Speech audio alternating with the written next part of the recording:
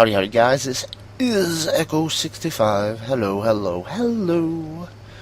So, have you guys ever had a food experience that you feel like telling everybody about? No? Really? No? Just me?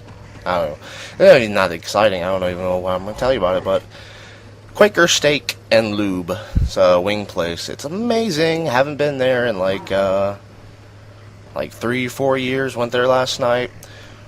Yeah, it was, gonna be going back there again pretty soon. Pretty good.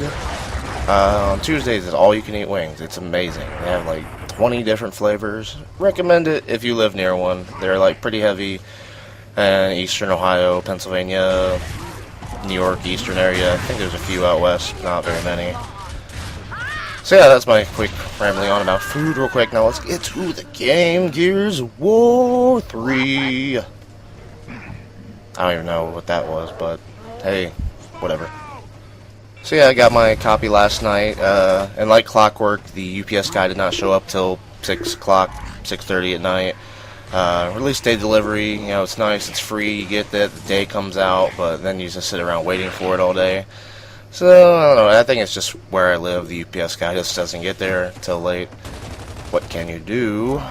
So yeah, so gears. For a second, I was thinking about not getting it, just like waiting for it for a second, but given the AAA nature of the title, I don't think it's going to come down in price, at least until, you know, spring of next year. It'll stay at 60 for a while, so, and it's a good value for the money. You know, you have like 4 different fleshed out modes. I don't know, I haven't really gotten to beast mode yet, so I can't really talk to like the strength of that mode.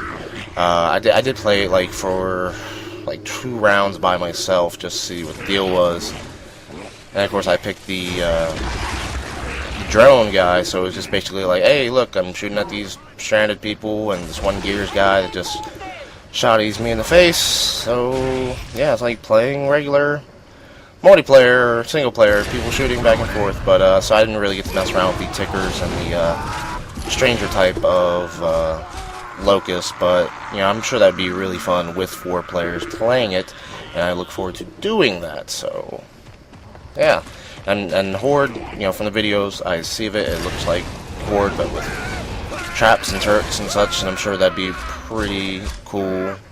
I'm going to be playing that here in the next hour or so after I get done recording, so I will report back to you guys on that. We'll see.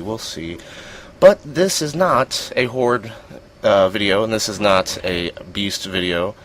This is a multiplayer video, and by now, I don't know, you've probably seen what's going on. It's Trenches, which probably isn't the best map to upload because it was part of the beta, but this is the game I just happened to go 15-1 on. Hey. Go 15-1, died at the start by a bot. Bot hits me with a digger, and then I go on a 15 streak. It is in quick match, so people can shuffle in and out, and it's much like, you know, Call of Duty, regular matchmaking. People drop in, people drop out. The exception being that bots will fill the place of people that leave, so it's never a 5-on-1 guy situation. It's one guy and a bunch of dummies, bots that just run around and go, ooh, look at that over there. And I don't know, I was a little critical because they introduced that in Gears 2. I was a little critical of it then because the bots are like, they have really good aim, but they're really stupid. So if you happen to just come around the corner as a bot there, not gonna be good. Like, they seem to be like supernaturally accurate with their hammer bursts and lancers while on the move, whereas if you're using that same gun, you have to be like in, you know, standing straight still or behind cover, and yeah, be hitting every bullet in the head. Yeah, but I haven't had enough time with it yet to determine whether or not the bots are that lame again, but I'll give them the benefit of the doubt and say it's much improved, Epic, much improved. So yeah, I'm playing quick match because I tried playing ranked last night. I played like 3 or 4 ranked TDMs last night, being its most populous playlist. I figured it'd be quick match times, but no, it took like 2-3 minutes to match into a game that lasted 6-7 minutes. So I didn't really see the point or the worth of doing that just so you say ranked TDM on Thrashball, or doesn't really give you any other benefits in ranked that you do not get in quick match. I don't know if there's an XP bonus that I didn't see, but yeah, quick match seems to be a lot more fun, and just rolls right into the next map. If you don't like the people you're playing with, you just leave and you go into another match. But yeah, my impressions so far in the game are pretty good. Like, I was up till late last night playing it, getting better and better. It's funny because, not like the best Gears player, but yeah, I still seem to be the top of the team every time. It's the same common complaints that I make a lot, and a lot of people make a lot about randoms, that they just don't have any common sense. I had a lot of randoms when I was playing King of the Hill that, would ignore the objective, and they would just sit over at the one shot or the boom shot or wherever the power weapon of the map would be, which would also happen to be on the other side of the map from the objective. And they would just sit there. And that'd be the only objective, the only hill they would get is when the hill moved to where that power weapon was, because they were already sitting there. So that's really annoying. Like, if you want to do that, just go play TDM or Warzone or something. Warzone, you have one life, but the power weapon's there every time you spawn in. You have to fight for them, but tough luck. Get over it. Use your guns to get to that power weapon. I don't know what to say on that, but yeah, really. But people will do that, like I always complain about in Black Ops. People will ignore the objective there. People will ignore the objective in Gears, and this isn't about them, this is about Gears of War. So I've liked what they've done with the 3 starting rifles. Still having a little bit of trouble with the hammer burst and figuring out what it's, you can hit kind of cross map support fire. I think that's the only real good reason in my mind there is for the hammer burst. Like, if you're playing long range map like Sandbar, you can give cross map support fire with the hammer burst. But other than that, I find it really weak, even mid ranges, certainly in short ranges. Like, I embarrassed myself trying to spray a guy with the hammer burst. I was about to post that video, and then I was like, no, there was a few good parts in it, but overall it wasn't very strong. But yeah, the hammer burst is pretty strong for a map like that, but most of the maps that are closed in and full of cover, like a Thrashball or a Check-In or other maps that I don't know the names of, not too useful. I mean, maybe I'm just not that good with it. Maybe you just need to ping them in the head more. I'm used to, like, for Gears, I'm used to just, going straight for the chest. So maybe if I focus more on the head, maybe going down, maybe. But yeah, so you have that option, and you also have the Lancer, which is still really strong in general, like mid long range support.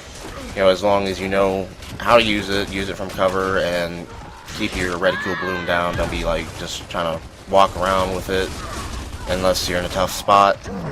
That still works really well, and I do really like the retro Lancer. Like, it sucks, long range. Like, you see a guy kind of far away, you're like, well, I have this thing, I have my pistol, I have a shotgun. Like, this is just not.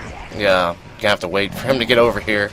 Like, just put your hand up, wave him over. Like, hey guy, please come over here, man. I need to talk to you with these guns that I can't talk to you over there with. Can you come here, please? Can you come here? But the retro is very good at killing shotgun chargers, and that's always been a common thing. But it's even more so now with the sawn-off, because I see a lot of people leaning on the sawn-off really hard. Like, if they get 10 kills in the match, 9 of them are going to be with the sawn-off. And it's like, really, guy? Really? I know it's cool, and, I mean, I guess it's kind of like, with me, like, sniping Call of Duty, like, it's kind of a thrill, risk-reward thing. And the sawn-off has a very risk-reward thing. It's one shot, really long reload. If you don't make that shot, you're going to be, like, quick trying to switch to another gun, like, oh my god, it's not good, it's not good. But yeah, the retro is very good for that, taking out someone who's trying to shotty charge you, and it kind of slows them down if you hit them right, and they just kind of feel stupid trying to roll toward you. Conversely, the sawn-off is also very good for the people charging with the retro bayonet and trying to. I haven't really been brave enough to try hitting a guy with a chainsaw with it, but yeah. So I've gone over the main video. I decided I was gonna upload this video now that's on the sandbar, because I got like a couple hat tricks with a sniper rifle. I was sitting there trying to snipe. I think I posted that video like, hey, here's me trying to snipe on Gears of War. And I was never really too practiced or too good with the Longshot on Gears 1 and 2. I would try, but I don't think I was really hip to the concept that you had to be really standing still for it to be perfectly accurate. And Gears 3, it has like the little reticule bloom that lets you know, like, hey man, this is not going to be very accurate. You know, but on Gears 1 and 2, it would still be that same little reticule, like, this is where your shot's going to go, and if you move a bit, it's just going to go ping over to, like, the corner of the room, you know, next area code, somewhere else. But yeah, you know, I'm used to the stop and pop nature of sniping in Call of Duty, so I'm like, hey, same thing here, you have to, like, stand still to shoot with this stupid gun. It's just a matter of timing and getting used to the zoom levels and the aim sensitivity, which I'm still working on, getting used to that. But yeah, so expect more of that in the future, and I'm just gonna in here. I'm trying to give a nice little talk on Gears of War 3, and maybe I succeeded. Who knows? But yeah, once again, like I'm trying to get that perks video out for Modern Warfare 3. My sleep schedule's all screwed up right now, so I'm going to be awake for a little while. I will maybe try to get that together later on and record that. But till then, and till next time, I will see you. Well, before that, if you guys want to see me doing anything specific in Gears, some Horde videos, some campaign on Insane, or I don't know, or a game mode, drop me a line in the comments below. My preferred game types are TDM and King of the Hill, but if you guys want to see me try to play Capture the Leader or something, then let me know.